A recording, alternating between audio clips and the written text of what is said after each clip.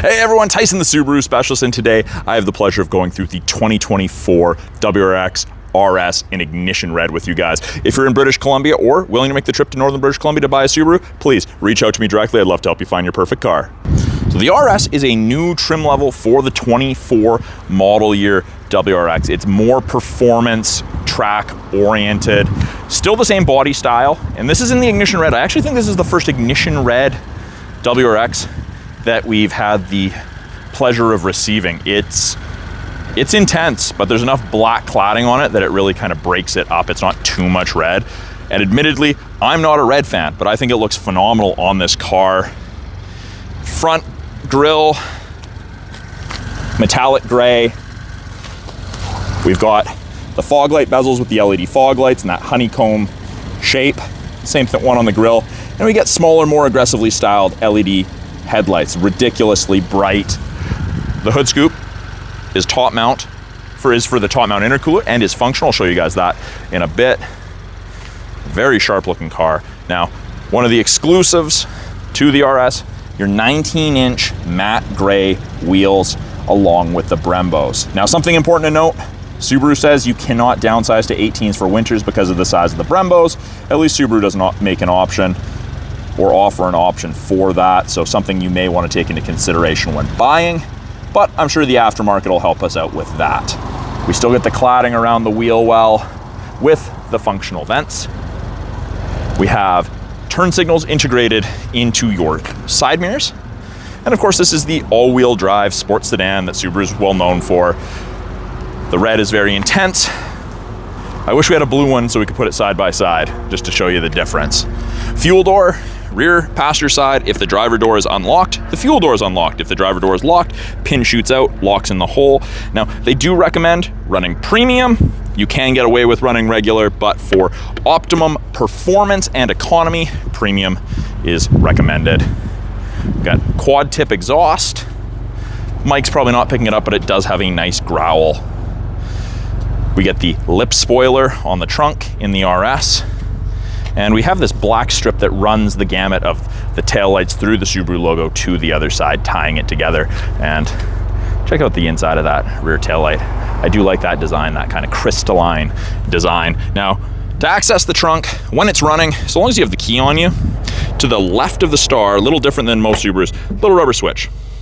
To the left of the backup camera. If the car's not running, press and hold the third button down, or you can pop it open from the driver's seat.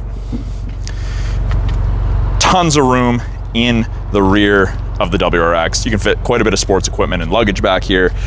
Being the RS and being performance tuned, you don't get a spare, you get a fix a flat kit with a can of goop and a compressor. You do, however, get the jack, which is nice as well. There is a glow in the dark release in the trunk if you ever get stuck in your own trunk. And it's an easy close trunk. Now, if you're going to be carrying anything on the roof of the WRX, we do have these little doors. They pop up, easier with a flathead screwdriver, something like that. And the crossbars you can get bolt in, very, very secure when you have something on the roof, for a ski box or bikes or something. Something I didn't mention, along with the 19-inch wheels, you get RS tuned suspension, so it is stiffer. It's gonna corner better than your standard WRX. Second row, it's a four-door sports car.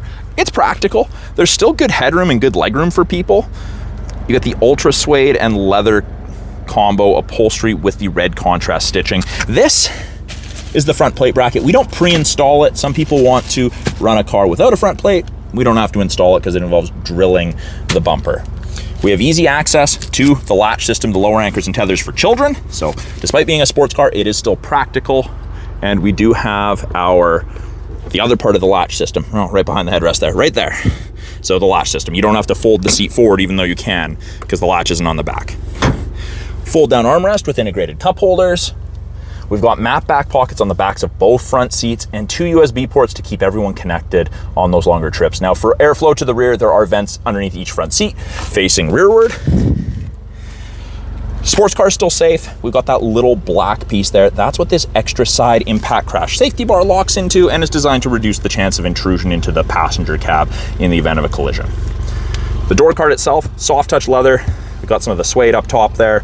more red contrast stitching, and the stitching in the RS is always red regardless of exterior color of the car.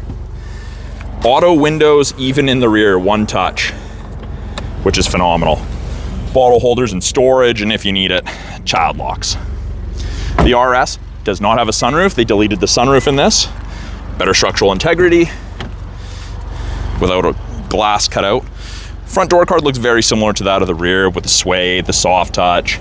All 4 auto windows are controlled from there. We've got our window lock and our power mirror adjustment. There's a little bit of storage with the bottle holder, and the seats are power.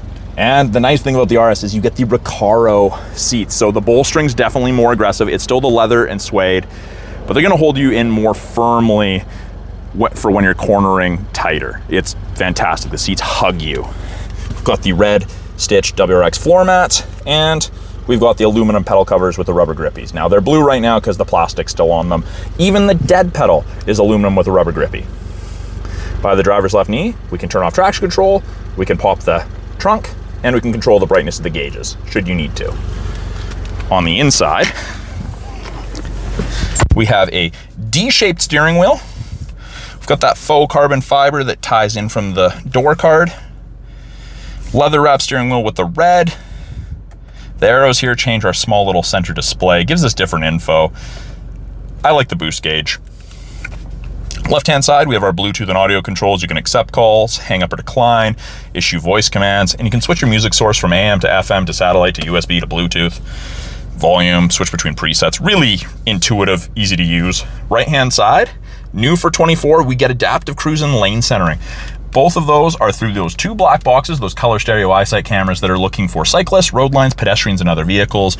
This will do automatic emergency braking, which actually saves you 10% on your basic insurance. And you can turn off all these driving aids. You don't have to use them. Pretty simple. The adaptive cruise is absolutely fantastic. Turn it on, you get an image of the WRX there, and you can see there's 4 bars ahead of it. That is the follow distance behind the vehicle ahead of you that you'll follow at if you catch up. So if you're going 100 kilometers an hour and you catch up to someone, 4 bars, you're gonna follow them at 150 to 180 feet. You can decrease that follow distance if you need to follow closer each time you press. Decreases the arrow. Now, we also have lane centering. So you turn that on, you get the image of the steering wheel there, and above 60 kilometers an hour, we have these gray lines now. Someone had it turned off, turned it on. Above 60K an hour, if the cameras can see the road lines, they'll illuminate white on whichever side it can see. Same color as the distance markers behind for the cruise. Now, above 60K an hour, if it can see that, it'll actually give you gentle steering input to help keep you in the middle of your lane. It's not hands-free driving. You can't take your hands off and take a nap or anything like that, but it does make it so you're not wandering in your lane, which is great for a long day of driving. Absolutely fantastic. Now, cruise has to be turned on for this to be active, but you don't have to have cruise set. So you can't accidentally be driving with lane centering if you don't already have cruise on, which is nice. It's kind of a built-in safety. We do have these black screens on the sides of the mirror, and that is your blind spot detection, and it illuminates like so when someone's in your blind spot on the corresponding side. Does not stop you from changing lanes, but it'll flash to grab your attention if you put your turn signal on and you're signaling to change lanes, which is nice. We've got an 11.6-inch touchscreen infotainment system. Easy to use. Top portion, we have weather, which is part of your satellite radio trial. We've got widgets, gauges, and you can change them around. I always do the same ones because they seem to be the popular ones. And we've got what we're listening to. We have radio, media, and phone, which are pretty self-explanatory. Radio is AM, FM, and satellite. Media is anything that's not in the car, so Bluetooth, USB, auxiliary. Phone allows you to hook your phone up to Bluetooth. Apps, we have Android Auto and Apple CarPlay. You gain access to the My Subaru app after the vehicle's registered in your name. You get to double up on the My Subaru app. That you can also call for roadside assistance through the My Subaru app and for help in the event of an accident. Car info, you can set maintenance reminders, show you what angle you're sitting at, where the power is being distributed. Really easy to use. You can turn the display off if it's too much for you. You can also add additional shortcuts. So if there's a portion of the car settings that you go too often to change, you can add a shortcut, which is nice. This is also our backup camera. Put it in reverse. Backup camera pops up. Top of the bumper shown. You have something to relate to, which is really nice. And we still have physical volume and tuning knobs for the radio. Below that, we have our home button. That always takes us here. We've got heated seats, 3 stages for both the driver and passenger, which is really nice with these Recaros. And it is dual zone, and there's physical buttons on either side, and you can change it in 0.5 degree increments, or you can click on the screen, you can click, you can drag, you can sync it back to driver controlled. Tons of options. You can control where you want your airflow. If you want max AC, regular AC, recirc on. And you've got big fan strength buttons, so they're hard to miss. Below that, we have 2 USBs, an auxiliary, and a 12-volt power point. Rubberized device storage area, and of course the RS 6-speed manual transmission. Really nice to shift through. Reverse is on this collar, over and back. And to confirm, the camera comes up. We do get the traditional handbrake, which is nice. Change tray, I guess, whatever else fits in there perfectly. Cup holders, and then we have a soft touch center armrest. A little bit of storage back there. There is a 12-volt power point in there and a place to run cords out of, so you don't crush them when the armrest is down. Something that I think should be in all cars, and this is my favorite feature ever in any vehicle, auto dimming rear view mirror. No switch to flick if someone's got their brights on behind you, just automatically dims. We've got the HomeLink system, so you can hook up to 3 separate garage doors to your mirror, so you don't have to carry a bulky opener with you on your visor and your door card. Can't forget it anywhere. Integrated compass. We've got SOS and roadside, so that's part of the 3-year trial to the My Subaru connected services you get with most new Subarus. Got our map lights.